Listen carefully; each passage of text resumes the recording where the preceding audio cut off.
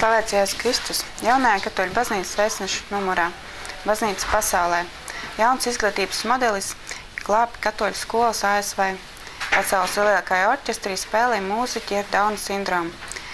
Īrijas biskupi par sociālo tīklu nozīmi evanģelizācijā. Vatikāna ziņas. Aizdegtas sveces atgādina par Kristus gaismas atspīdumu.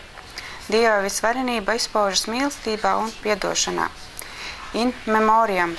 Saucēja balss tuksnesī. Kardināls Jozefs Klums. Par bērnu audzināšanu audziniet bērnus, veidojot viņu raksturu. Jauniešu lapā. Ko darīt ar visdārgāko? Kas ir Jēzus? Lasītājs jautā, priesteris atbild, kāpēc nedrīkst zīlēt?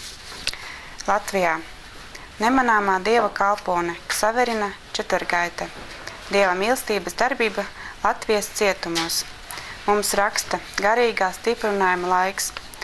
Svin Rīgas garīgā semināra aizbildņa Svētā Akviņas Toma svētkus. Intervija. Labo cilvēku ir daudz vairāk ar Ievu akurāteri. Sludinājumi.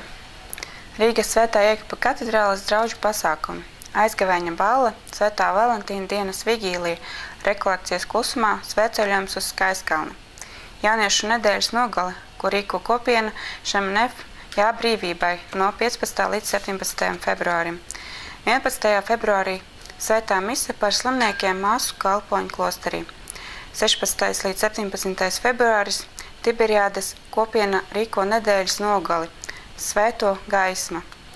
16. līdz 17. Betānijas dominikāņu māsu klosterī klusumā rekolekcijas. Fotoreportāžā. Dzimst jauna laju kustība. Ceļā uz priesterību. Rārzī jauni maģistri. Pagaidām viss līdz nākamajam numuram.